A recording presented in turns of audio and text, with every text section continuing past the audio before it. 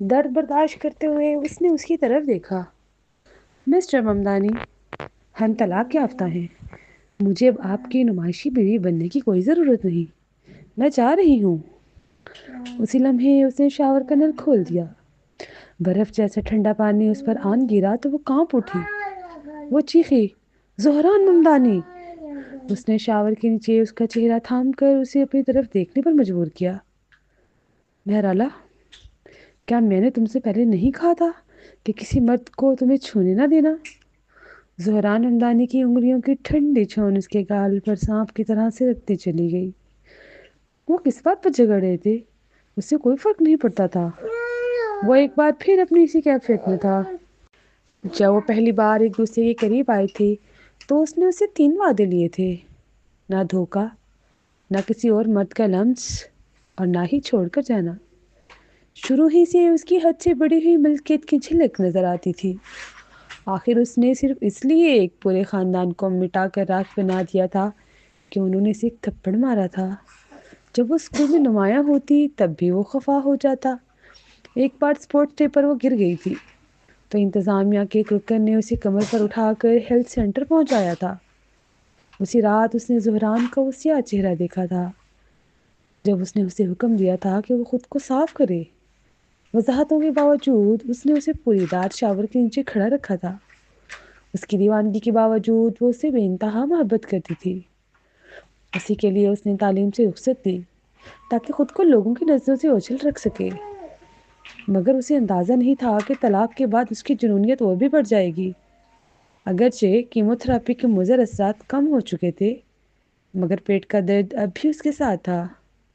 کمرے میں ہیٹر نہیں تھا اور برف جیسے ٹھنڈے شاور کے بعد اس کے جسم میں صرف اذیت ہی اذیت تھی۔ بند کرو، مجھے بہت سردی لگ رہی ہے۔ زہران ممدانی، بہت سردی ہے۔ اس نے اس کے جسم کو ٹھنڈی ٹائل سے لگا دیا اور ایک خوفناک مسکراہٹ کے ساتھ بولا، بہرحالہ، اگر میں تمہیں باہوں میں لے کر گرم کر دوں تو کیا فائدہ ہوگا؟ پاگل! تم ایک دم پاگل ہو! کانپتے ہوئے اس نے شاور بند کرنے کے لیے ہاتھ بڑھایا، مگر اس نے فوراً دیکھ لیا اور اس کے بازو سر کے اوپر پکڑ لیے۔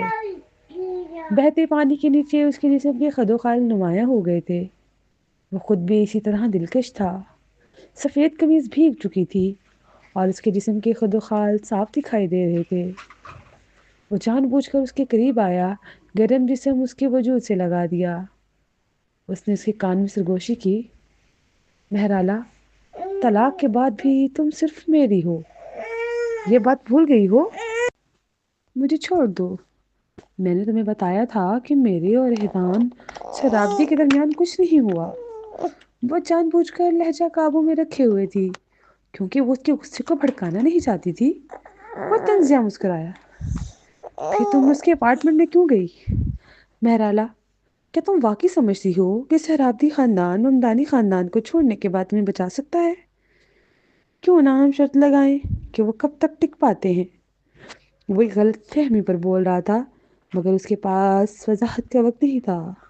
غصے میں اس نے بائیں ہاتھ سے اس کے سینے پر مکہ مارا۔ وہ جانتی تھی کہ یہ بیکار ہے مگر چپ رہنے سے بہتر تھا۔ زہران، تم نے ہی دھوکہ دیا تھا اور طلاق مانگی تھی اور اب تم ہی منگنی کر رہے ہو۔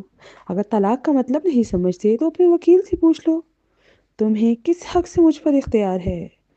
آنکھوں میں آنسو لیے اس نے للکارا، کیا تم خود کو کوئی ظالم سمجھتے ہو؟ اگر تم نے میری زندگی چھوڑنے کا فیصلہ کر لیا تھا تو پھر جب چاہو واپس کیوں آ جاتے ہو؟ اگر یہ تمہارا نیا طریقہ اذیت ہے تو میں مر جانا بہتر سمجھتی ہوں۔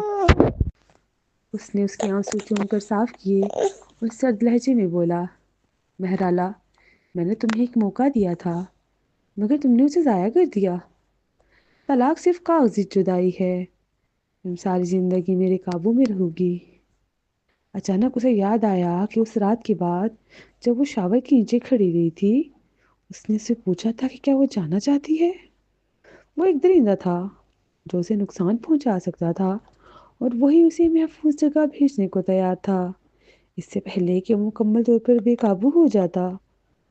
تمہیں یاد ہے تم نے کیا کہا تھا؟ تم نے مجھے گلے لگا کر کہا تھا کہ ہم بیماری اور صحت میں ساتھ رہیں گے۔ تم نے کہا تھا کہ موت کے سوا ہمیں کوئی جدا نہیں کر سکتا۔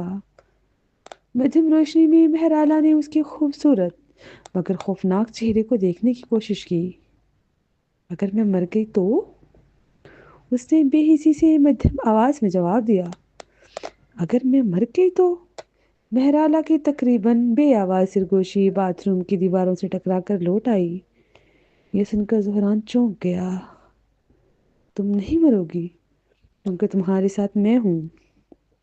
یہ سچ تھا کہ اس کے پاس بے پناہ طاقت اور دولت تھی اور دنیا کے بہترین طبی وسائل تک اس کی رسائی تھی، مگر آخری سٹیج کے کینسر میں کوئی ڈاکٹر مکمل شفا کی ضمانت نہیں دے سکتا تھا۔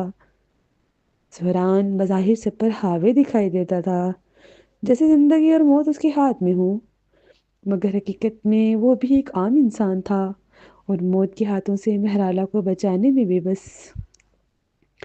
مہرالہ ہلکا سا ہنسی۔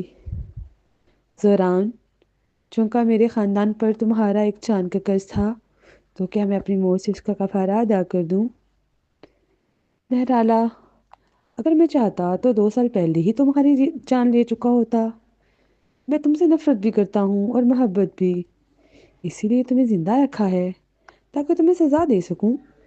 کیا تم نے ابھی کہا تھا کہ تم مجھ سے محبت کرتے ہو؟ وہ طنزیہ انداز میں ہنسی۔ اگر یہ محبت ہے تو تم نے مجھے دھوکہ کیوں دیا؟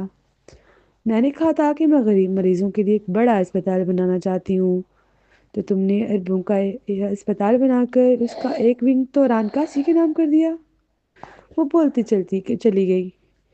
میں نے کہا تھا کہ مجھے سمندر پسند ہے اور ہم نے اپنے مستقبل کے گھر کی جگہ بھی چنی تھی، مگر تم نے تو ران کے لیے کولنگٹن کرو بنا دیا۔ میں چاہتی تھی ہمارے بچے کا نام کنان ہو اور تم نے وہ بھی تو ران کے بچے کے لیے رکھ لیا۔ زہران، کیا تم اسے محبت کہتے ہو؟ ٹھنڈا پانی اس کی تھوڑی سی بہہ رہا تھا۔ وہ نظریں جھکائے فرش کو دیکھ رہا تھا، اس لیے اس کی آنکھوں کے جذبات سمجھنا مشکل تھا۔ ایسے لگ رہا تھا جیسے وہ بہت کچھ کہنا چاہتا ہو، مگر آخر کار اس کے لب بند ہی رہے۔ کبھی اسے شک ہوا تھا کہ شاید اس کے رویے کے پیچھے کوئی وجہ ہو، ورنہ اس کے مزاج کا آدمی کبھی پاسپورٹ محفوظ نہ رکھتا۔ مگر اب وہ اس نتیجے پر پہنچی کہ وہ ایک ایسا شخص تھا جو بیک وقت محبت اور نفرت کر سکتا تھا۔ شاید یہی اس کا انتقام تھا۔ وہ اسے زندہ رکھنا چاہتا تھا۔ وہ جانتا تھا کہ کہاں سب سے زیادہ درد ہوتا ہے۔ اس کی آنکھیں بجھ سی گئیں۔ اس نے اس کا کالر پکڑ کر دانت پیستے ہوئے کہا، تمہاری محبت گھناؤنی ہے۔ مہرالہ، مجھے غصہ دلانے کی کوشش مت کرو، یہ تمہارے لیے اچھا نہیں ہوگا۔ اس نے بیلٹ کھولی۔ یہ حرکت مہرالہ کے لیے خطرے کی گھنٹی تھی۔ تم کیا کرنے والے ہو؟ مہرالہ، تمہیں اپنی غلطی کی سزا ملنی چاہیے۔ اس نے ہر لفظ واضح ادا کیا، پھر اس کے ہاتھ پیچھے باندھ دیے۔ نہیں زہران، تم ایسا نہیں کر سکتے۔ مہرالہ گھبرا گئی، مگر وہ سننے کے موڈ میں نہیں تھا۔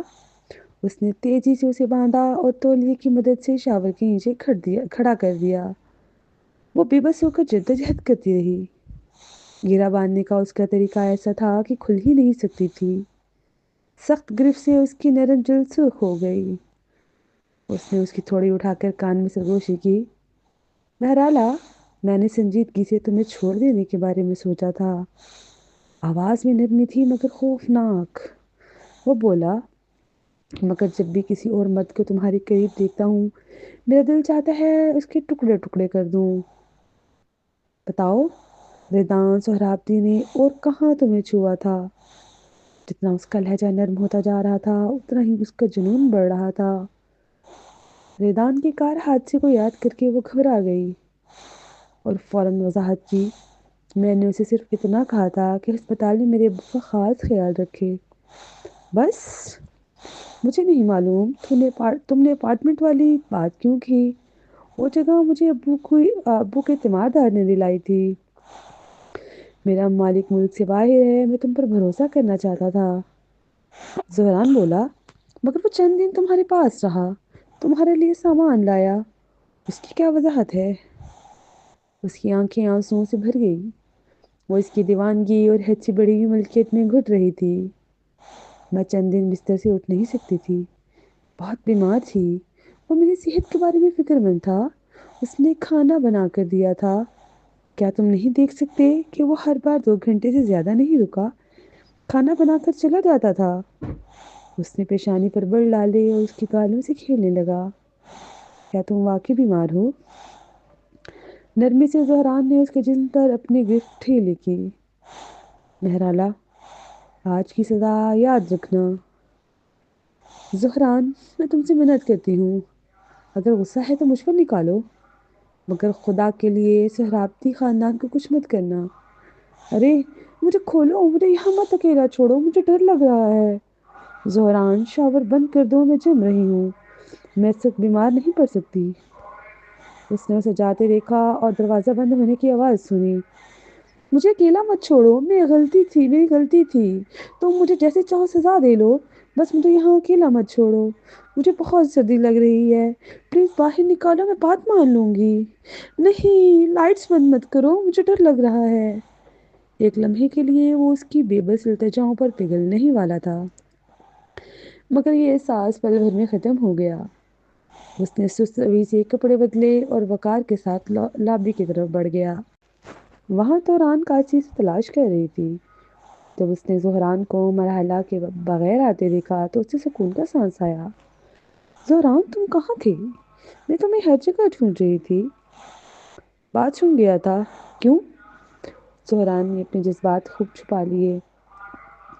توران نے اس کا بازو تھامنا چاہا، مگر اس نے خاموشی سے خود کو اس سے آزاد کر لیا اور کہا، رات کو میری ایک اور مصروفیت ہے، ایونٹ کے بعد ڈرائیور سے کہہ دینا تمہیں گھر چھوڑ دے۔ ٹھیک ہے، زیادہ مت پینا اور دیر سے گھر بتانا، اس نے اپنی ناگواری ایک طرف رکھتے ہوئے کہا۔ زہران نے آج سٹی ہال میں شادی رجسٹر کروانے پر رضامندی نہیں دی تھی۔ اس کے پاس اس کے سوا کوئی چارہ نہیں تھا کہ وہ سمجھدار ساتھی اور روحانی ہمسفر کا کردار ادا کرے تاکہ آخر کار اس نکاح نامے تک پہنچ سکے۔ ٹھیک ہے۔ زہران کے جاتے ہی توران کے چہرے سے مسکراہٹ غائب ہو گئی۔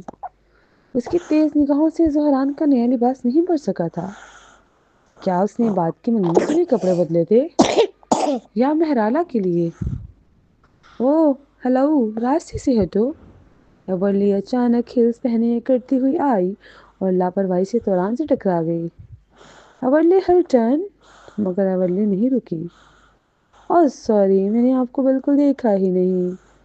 توران ایورلی کے طنز پر دنگ رہ گئی۔ وہ جواب دینا چاہتی تھی مگر ایک مہمان اسے واپس ہال میں لے گیا۔ ادھر ایورلی مسلسل مہرالہ کو کال پر کال کر رہی تھی۔ وہ مہرالہ سے کچھ گپ شپ لینا چاہتی تھی مگر ہر کال بے جواب رہی۔ جب اسے یاد آیا کہ زہران، ریدان اور مہرالہ کے پیچھے پڑا تھا تو اس کا دل گھبرا گیا۔ اس نے دوبارہ نمبر ملایا، کوئی جواب نہیں آیا۔ غصے میں اس نے بددعا دی، زہران ممدانی، تم حرام زادے، آخر چل کیا رہا ہے؟ مجھے ڈھونڈ رہی ہو؟ کان میں پڑتی اس سرد مردانہ آواز پر وہ چونک گئی۔ اس نے مڑ کر دیکھا۔ درخت کے نیچے زہران سگریٹ سلگا رہا تھا۔ لائٹر کی لو اس کے چہرے کے سائے میں ناچ رہی تھی۔ زہران کا دیکھتے ہی ایورلی کا پہلا رد عمل سہم جانا تھا۔ ایونٹ میں وہ جتنی بھی بے باک اور زبان دراز بنی ہوئی تھی وہ سب شراب کے اثر اور مہرالہ کی موجودگی کی وجہ سے تھا۔ وہ خود زہران کی مہرالہ سے گہری محبت دیکھ چکی تھی اور یہ بھی جانتی تھی کہ باہر والوں کے لیے وہ کتنا بے رحم ہو سکتا ہے۔ 2 سال پہلے کی بات تھی جب وہ مہرالہ کو ایک بار لے کر باہر گئی تھی۔ جب زہران مہرالہ کو لینے آیا تھا وہ مہرالہ کی نظروں سے اوجھل رہتے ہوئے اس نے ایورلی کو ایک برف سے سرد گھور کر دیکھا اور خبردار کیا تھا، یہ آخری بار ہے۔ زہران کے جانے کے بعد ایورلی پسینے میں شرابور ہو گئی تھی اور کئی راتوں تک وہ آنکھیں اس کے خوابوں میں اس کا پیچھا کرتی رہی۔ ہال میں واپس آتے ہوئے زہران نے لائٹر بند کیا اور سرسری سی نظر اس پر ڈالی، مگر وہی نظر ایورلی کو کڑا دینے کے لیے کافی تھی۔ اس نے گھونٹ لیا اور دھیمی آواز میں بولی، مسٹر ممدانی، میں مہرالہ کو ڈھونڈ رہی تھی، میں اب چلتی ہوں۔ اس نے سگریٹ کی تاک چھاڑی اور آنکھ کے کونے سے اسے دیکھا۔ بیٹھو، ذرا بات کرتے ہیں۔ ایورلی جانتی تھی کہ کوئی عام گپ شپ نہیں ہوگی، اسی لیے وہ پیچھے ہٹ گئی۔ آج کافی رات ہو چکی ہے، کیوں نہ ہم کسی اور دن بات کر لیں؟ پکا وعدہ؟ وہ بھاگنے ہی والی تھی کہ مڑ کر بلال انعام سے ٹکرا گئی، جسے وہ دل ہی دل میں زہران کا جلاد کہا کرتی تھی۔ بلال، انعام نے شائستگی سے کہا۔ Please miss Hilton. آنکھوں میں آنسو لیے وہ ان کے ساتھ قریبی کیفے تک چلی گئی۔ بیٹھتے ہی اس کی ٹانگیں کانپنے لگی، حتیٰ کہ میز بھی ہلنے لگی۔ جب زہران نے لیٹے کا کپ اٹھایا تو لمحہ بھر کو رک گیا۔ لیٹے آپ مکمل بگڑ چکا تھا، صرف اولی کی کانپتی ٹانگوں کی وجہ سے چند لمحوں کی عجیب خاموشی چھا گئی۔ اولی نے بناوٹی مسکراہٹ کے ساتھ کپ اس کی طرف بڑھایا۔ مسٹر ممدانی لیٹے۔ اگلے ہی لمحے وہ خود کو کوسنے لگی کہ وہ اپنی عادت کے مطابق کام کر بیٹھی تھی۔ ماحول مزید بے آرام ہو گیا۔ زہران نے کپ ایک طرف رکھ دیا اور سیدھا موضوع پر آ گیا۔ مجھے مہرالہ اور ایدان کے بارے میں سب کچھ جاننا ہے۔ اولی کو یہ نہیں معلوم تھا کہ زہران کی ذہنی بیماری کی قسم کیا ہے، مگر اس کی ملکیت پسندی وہ اچھی طرح جانتی تھی۔ مہرالہ کا سابق شوہر اب بھی اسے چھوڑنے کو تیار نہیں تھا، یہ اس کے سوالوں سے صاف ظاہر تھا۔ اولی نے صاف گوئی سے کہا، ایدان کے دل میں شاید مہرالہ کے لیے کچھ ہو، مگر مہرالہ اس میں بالکل دلچسپی نہیں رکھتی، ورنہ میں اتنی محبت سے رشتہ جوڑنے کی کوشش کیوں کرتی؟ یہ سن کر زہران کے لہجے میں سختی آ گئی۔ اولی سمٹ گئی اور محتاط نگاہ سے اسے دیکھتے ہوئے بولی، مسٹر ممدانی، کیا آپ اب بھی مہرالہ میں دلچسپی رکھتے ہیں؟ وہ حد پار کر گئی تھی۔ زہران نے سوال ٹال دیا اور انگلیوں کے پور میز پر ہلکی سی ضرب لگائی۔ وہ کس حد تک گئے ہیں؟ خدا کا واسطہ نہیں، میں قسم کھا کر کہتی ہوں ان کے درمیان کچھ بھی نہیں ہوا۔ طلاق کے بعد مہرالہ کافی عرصے تک گھر سے باہر بھی نہیں نکلی۔ آج کے ایونٹ میں بھی میں نے بڑی مشکل سے اسے منایا۔ ریدان کیوں آیا مجھے نہیں معلوم، شاید کہ ان کی دعوت پہ اسے مہرالہ کا کوئی ہاتھ نہیں تھا۔ زہران کی گھٹن زدہ خاموشی اور بے تاثر آنکھوں نے اولی کو ڈرا دیا۔ وہ سمجھ نہیں پا رہی تھی کہ وہ اس کی بات پر یقین کر رہا ہے یا نہیں۔ اس کے ذہن میں آیا کہ مہرالہ آخر کیسے ایسی شخص کے ساتھ رہی ہوگی جو جذبات ظاہر ہی نہیں کرتا۔ میں اپنی جان کی قسم کھاتی ہوں، اگر مہرالہ اور ایدان کے درمیان کچھ بھی ہوا تو میں گاڑی کے نیچے آ کر مر جاؤں۔ آخرکار زہران نے اسے دیکھا، مگر چہرے پر کوئی تاثر نہ تھا۔ اولی نے دانت بھینچ کر کہا، اور اگر ایسا ہوا تو میں زندگی بھر اکیلی رہ جاؤں۔ زہران کو لگا یہ کافی سخت سزا نہیں۔ اس نے سرد لہجے میں اضافہ کیا، اور زندگی بھر کنگال بھی۔ وہ جانتا تھا کہ کہاں وار کرنا ہے۔ اولی نے جبڑا سخت کرتے ہوئے کہا، ٹھیک ہے، اگر ایسا ہوا تو میں زندگی بھر کنگال رہوں۔ آخرکار زہران نے اولی کی بات مان لی۔ وہ اس سے جھوٹ بولنے کی ہمت نہیں کر سکتی تھی۔ کیا وہ اس سے پہلے بیمار تھی؟ ہاں، میں خود ایک کمینے کے ساتھ بریک اپ سے گزر رہی تھی، اس لیے میں اس پر زیادہ توجہ نہیں دے سکتی۔ شکر ہے کہ ریدان موجود تھا جو اس کے لیے کھانا بنا دیتا تھا۔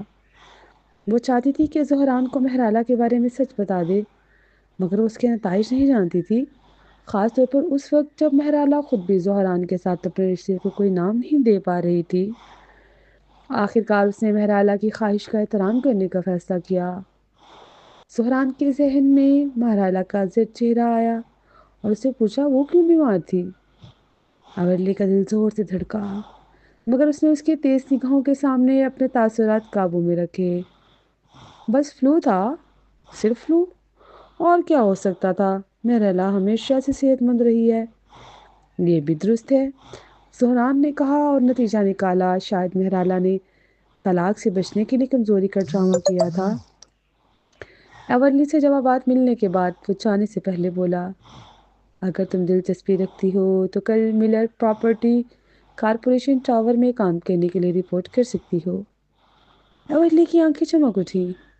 وہ جانتی تھی کہ Miller property corporation tower Miller group کے پراپرٹی بزنس کا مرکز ہے۔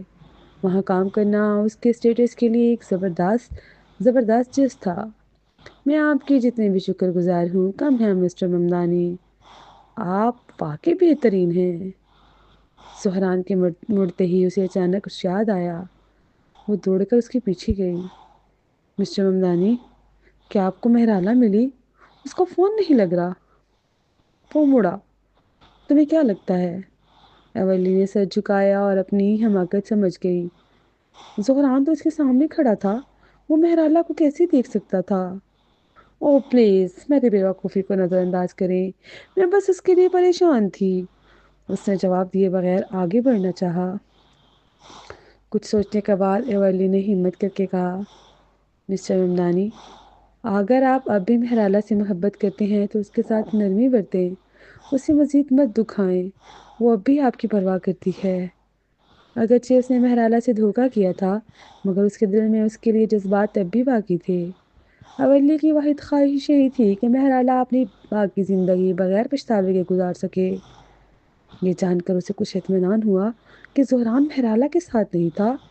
اس نے سوچا کہ شاید مہرالہ ریدان کے ساتھ گھر جاتے ہوئے فون سائلنٹ پر ڈال بیٹھی ہو، مگر اسے کیا معلوم تھا کہ اس کی دوست اس وقت ایک تاریک باتھ روم میں قید تھی، جہاں زہران نے لائٹس بند کر کے اسے اکیلا چھوڑ دیا تھا۔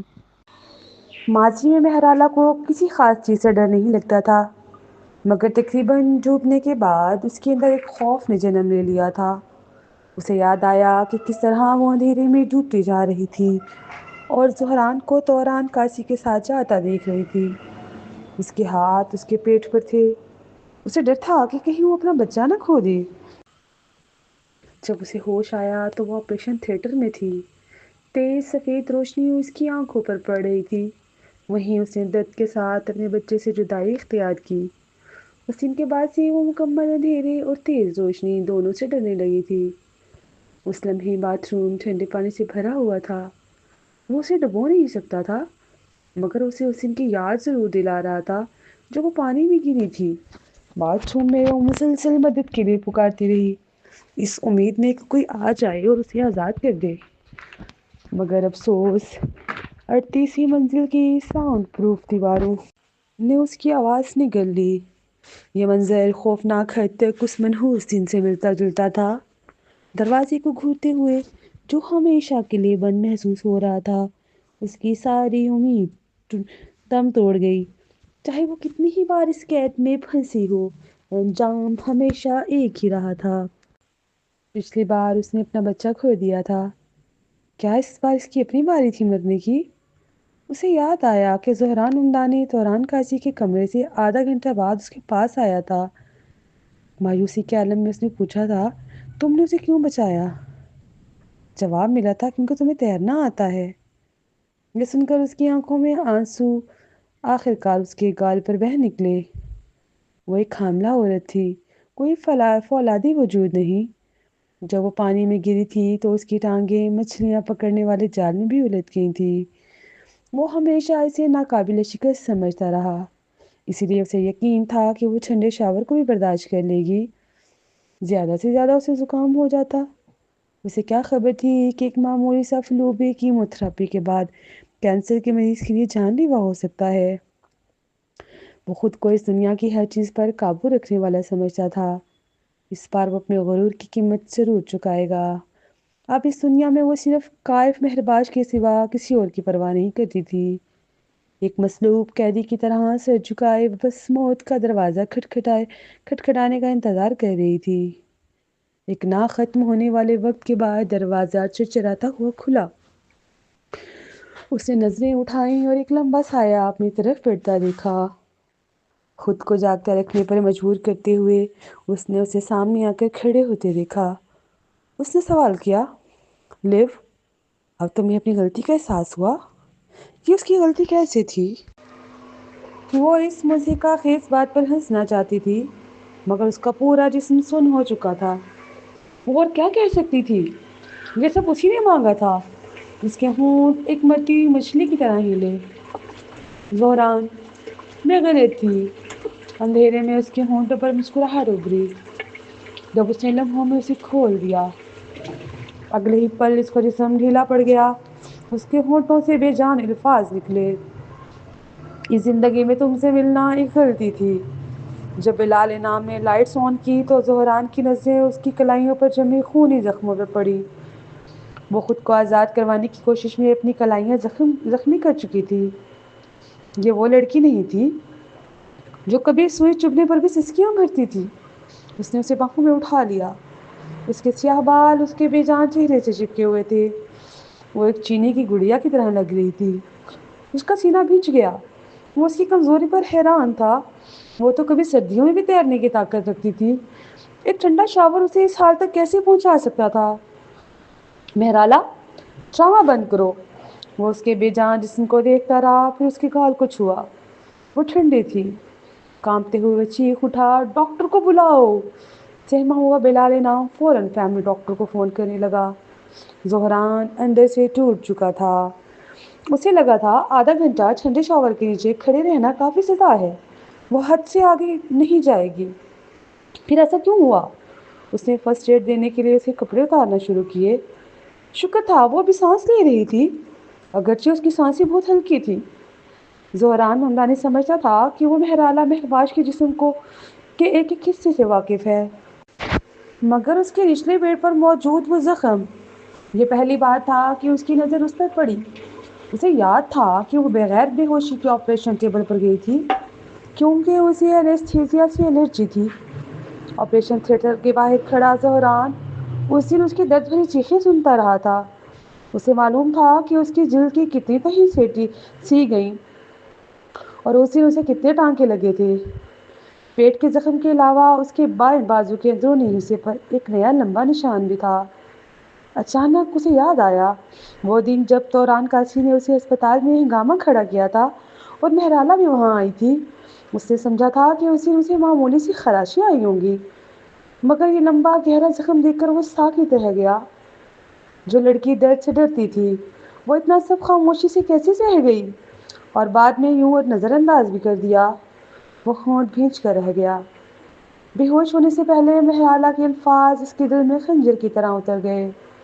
اس نے اسے نائٹ سوٹ پہنایا، کمرے کی ہیٹنگ تیز کی اور اسے مضبوطی سے خود سے لپٹا لیا۔ کچھ ہی دیر میں بلال انعام اور کرس ایٹکنز کمرے میں داخل ہوئے۔ زہران کو مہرالہ کو گود میں لیے دیکھ کر دونوں لاشعوری طور پر پیچھے ہٹ گئے۔ زہران غرایا، بکواس بند کرو، فوراً اس کا معائنہ کرو۔ جی سر۔ کرس ایٹکنز زہران کا فیملی ڈاکٹر تھا۔ اسے عموماً صرف معمولی چوٹ، نیل یا موچ پر بلایا جاتا تھا، کیونکہ مہرالہ ہمیشہ صحت مند رہتی تھی۔ وہ مذاق میں کہا کرتا تھا کہ وہ بالکل تندرست گھوڑے کی طرح ہیں، مگر 2 سال بعد آج وہ اسے بستر پر بے جان سی پڑی دیکھ رہا تھا، چہرہ کسی بھوت کی طرح سفید۔ کرس نے ابتدائی تشخیص بتائی۔ مسٹر ممدانی، میرے اندازے کے مطابق مسز ممدانی کا جسم بہت کمزور تھا، اسی وجہ سے وہ بے ہوش ہوئیں۔ ابھی ٹھنڈ لگنے کی وجہ سے انہیں گرم رکھنا ضروری ہے، ورنہ بخار ہو سکتا ہے۔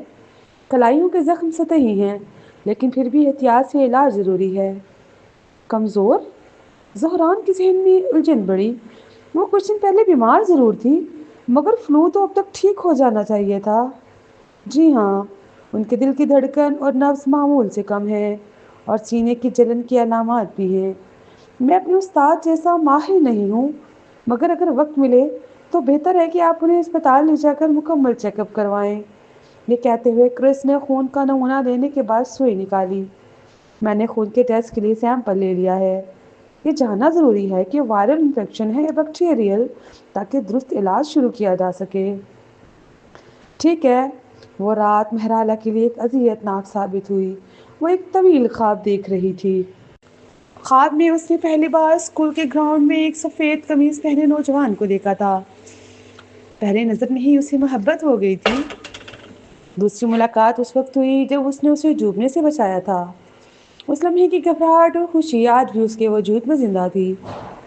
وہ گھبرا کر اس کی گردن سے لپٹ گئی تھی اور اس کے مضبوط جسم کا احساس اسے شرمندگی سے لال کر گیا تھا۔ پھر وہ ایک دوسرے کے قریب آئے، محبت میں پڑے اور رشتہ بن گیا۔ وہ اسے بے حد پیار کرتا تھا۔ کاش خواب وہیں ختم ہو جاتا تو بات کا سارا درد اسے نہ سہنا پڑتا۔ نیند میں مہرالہ کروٹیں بدل رہی تھی اور بڑبڑا رہی تھی، میرا بچہ، زہران ممدانی، مجھے میرا بچہ واپس کرو۔ پھر بولی، زہران، میں تمہارے لیے اپنی جان دے دوں گی، بس مجھے چھوڑ دو زہران۔ ہر لفظ اس سے جڑا ہوا تھا اور نفرت سے بھرا۔ زہران نے اس کا ہاتھ تھاما اور دھیرے سے کہا، لیو، میں تمہیں کیسے آزاد کر دوں جب مجھے خود کسی نے آزاد نہیں کیا؟ وہ ڈر رہا تھا کہ اگر اس نے اس کا ہاتھ چھوڑ دیا تو اس کا اس سے آخری رشتہ بھی ٹوٹ جائے گا۔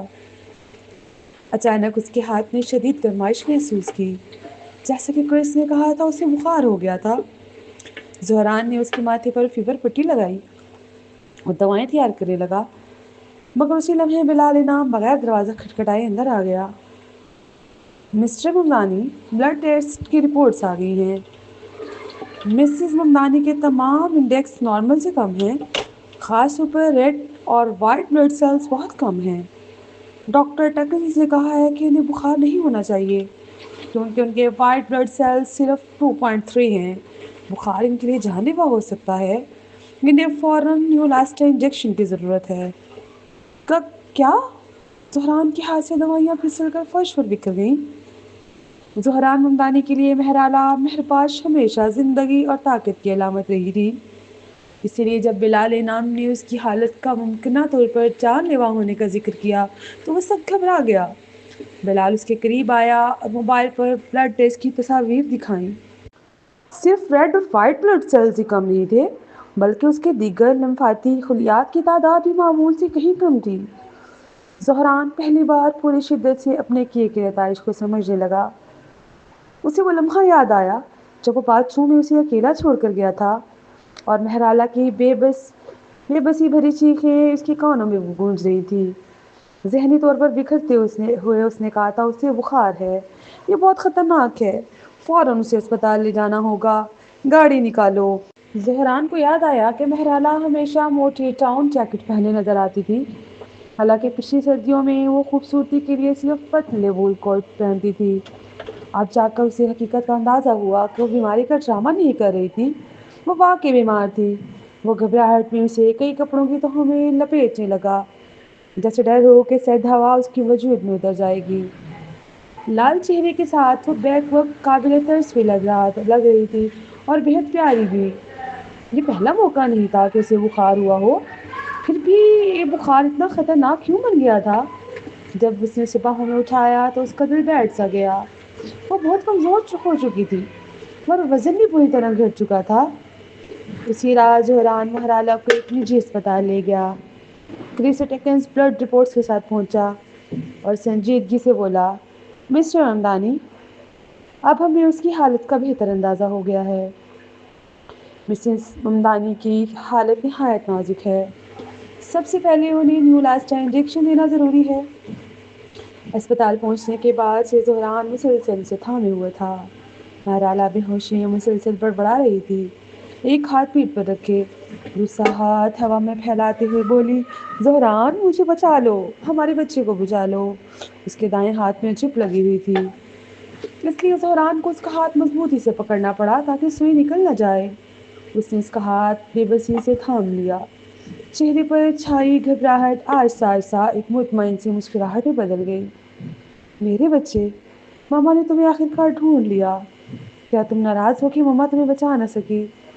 فکر مت کرو، ماما بہت جلد تمہارے پاس آ جائے گی۔ اس کے بخار میں کہے گئے الفاظ سن کر زہران کی پیشانی پر بل اور گہرے ہو گئے۔